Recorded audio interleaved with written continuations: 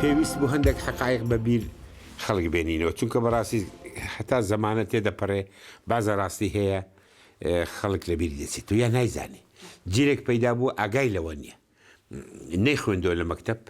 خۆشی نەی خوێندێت و نازانێت دەوڵەتی عێراق چۆن دامەزرا دەوڵەتی عێراق لە ساڵی 1920 دامەزرا یعنی 85 ساڵ لەمەوە پێش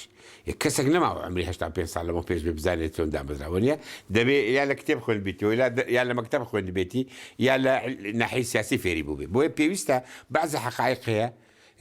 نێڵین لەبیر خەڵک بچێتەوە بیهێنینەوە من لەو مرافعەدا باسەوەم کە دەوڵەتی عێراق چۆن دامەزرا دەوڵەتی عێراق کە دامەزرا کوردستان ویلایەتی مووسڵی پێدەگوترا کوردستانی عێراق بەشێک نەبوو لەو دەوڵەتە دەوڵەت لە 1920 دامەزرا وەلەو کە دامەزرا ئینگلیس کە هات ئیستیفتای کرد بۆ مەلک فەیسەڵ کوردستانی ئیستیسنا کرد گوتی کوردستان تێدا نییە لەو هەمە پرسیە بۆ ئەوەی مەلک فەیسەڵ ئەگەر بیانوێ بۆ خوێندێک بدەن ئازادن بەڵام تیانێت چونکە ئەو وەختە ڕێکەوتنامەی سەڤر هێشتا مابوو بۆ ئەوەی کە ڕێگەی دابوو کە کوردستانی عێراق دەتوانێت بچێتەوە پاڵ کوردستانی مرکزی کە ئۆتۆنۆمی خۆی وەرگرت باسی ئەوم بۆ کردن کە لە 1922 حکوومەتی عێراق و حکوومەتی ئینگلیز ئیترافیان کردووە بەوەی کە حکوومەتێک لە کوردستان دروست بێت حکوومەتی کوردستان بەیانەکە لە 25 ئەخراری پێکراوە بە بەیانی 25 کانونی یەکەمی ساڵی 1922 حتا ئەوە لەو ساباو بوو کەەوە دیاری کریسمسە جژنانەی کریسمسە دراوە بە کورد عێراق و ئینگلیز پێکەوە بەیانیان دەرکرد دەڵێن ئێمە حەقی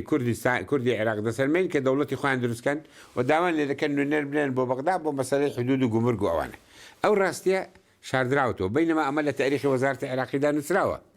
لە تاریخی عێراقدا نووسراوە لە چەندین کتێبدا نووسراوە من بە برادرانی مەجلیسم گوتم 82 ساڵ لەمەوە پێش حەقمان دراوە تێ لەلایەن عێراق و دەوڵەتی خاوەن ئینتیدابی بریتانیا کە دەوڵەت بن ئێستا پاش 82 ساڵ ئێوە لەسەر فیدرال مناقەشەمان لەسەر دەکەن لازمە بێن ئەولا من ماچکەن مەمنون بن کە ئێمە داوای فیدرال دەکەین لە پاش 82 ساڵ لە حەقی سەربەخۆیی لە پاشان لە هەموو ئەو شتانی کە باسم کرد لە هەموو ئەو مکاتەباتانی مەلک فەیسەڵ لەگەڵ ئینگلیز بۆی پێگوتراوە مەلک فەیسەڵ لە مەندووبی سامی دەپرسێ دەڵێ بۆم پرسا من حدودی مەملەکەتەکەم تا کوێیە من مەلیکی مەملەکەتێکی عەرەبیم یا مەملەکی عێراقم ئەو وەختە چێرچل وەزیری مستعمرات بۆ جوابی داتۆ دەڵێ بە جەلالەتی مەلیک بڵێ ئێمە وعدمان پێدا و دەوڵەتێکی عەرەبی بۆ دروستکەین نەک ئیمپراتۆرەتی عەرەبی حدودی دەوڵەتەکەی ئەو جەبەل حەمرینە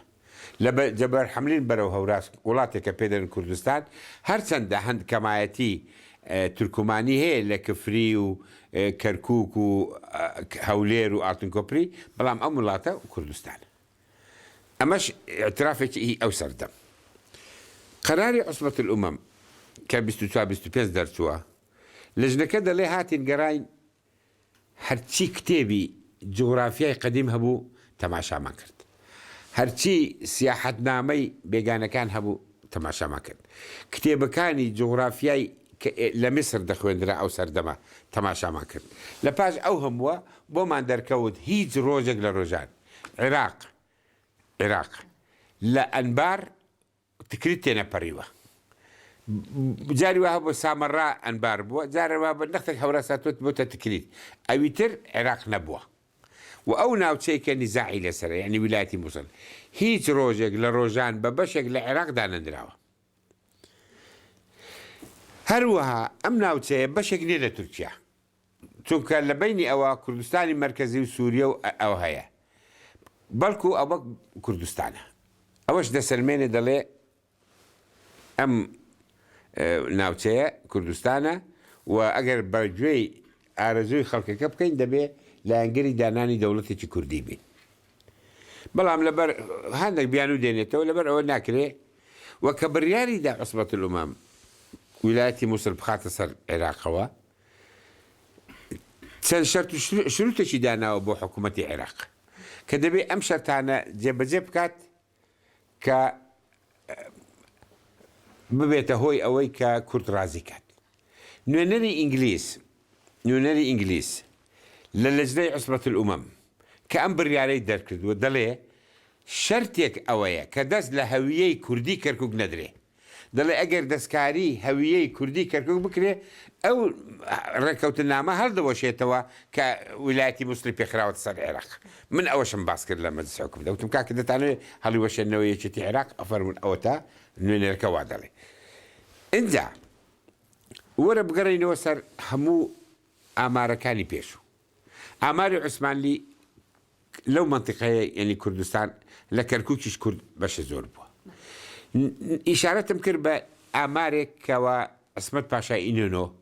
کە کەمالیستی دووەمە کە دوای کەمال پاشا بۆتە ڕئیسی جەمهوری تورکیا کە دیارە خۆی قەت ینی لە تورکچێتی 24 قیرات لە هیچ کەمتر نەبووە کە باسی ئاماری کەرکووک دەکا ئەو وەختە پێگوتراوە محافەزەی ینی متصرفی کەرکووک ینی سنجەقی کەرکووک ئەڵێ کەرکووک ژمارەکەی ئەو هەیە 97,000 کووردە 79,000 تورکمانە 8,000 عەرەبە یعنی تورکمان و عەرەب بە هەردووکیان دەکەنە 87,000 ئێمە بەتەنێ 97,000 کە بەڕاستی ژمارەی تورکمانی زۆر زیاد کردو چونکە ئیحسای ئینگلیز ئەوێ ڕۆژێ ئیحسای ئینگلیز ئەو ڕۆژێ دەڵێت تورکمان 35,000 بەڵام بە خەتری عسمەت پاشا بێ بەو حسابەش ئێمە هەر ئەکسەریەتین لە کەرکووک ئەکسەر بوونە دوای ئەوە وردە ئامارەکان وەخت خۆی بڵاومان کردەوە ئێمە لە کوراسی بچکۆڵە لە هەموو سەرژمێریەکدا کورد ئەکسەریت بوو تەنانەت ئەوەی 57 کەەوە هینی پێ دەکەن ئێستا دەڵێن دەبێسەر بەسەر چاو ئێمە قبولمانە دیسان ئەوێ دەمێ عەرەب 109,000 بووە بە ئەو عەرەبانەی کەەوە هاوردەشن چونکە ئەلۆ مدەتە لە 47 تا 57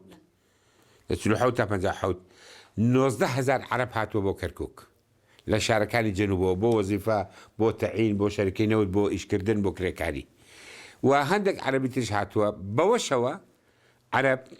109,000 بووە لە کەرکووک بەینەما کورد 187,000 بووە و تورکمانیش 60 شتێک هەزار بووە ینی بە هەردووچیان دیسان لە ئێمە کەمتر بوونە لە ئیحسای 950 لەوەتەی دەوڵەتی عێراق دامەزراوە هەوڵ دراوە ناوچە کوردەکان لە کەرکووک دابڕێن متصرفەتی کەرکووک لە زمانی عوسمانلی عیبارەت بوو لە قزاکانی هەولێر کۆیە ڕەواندز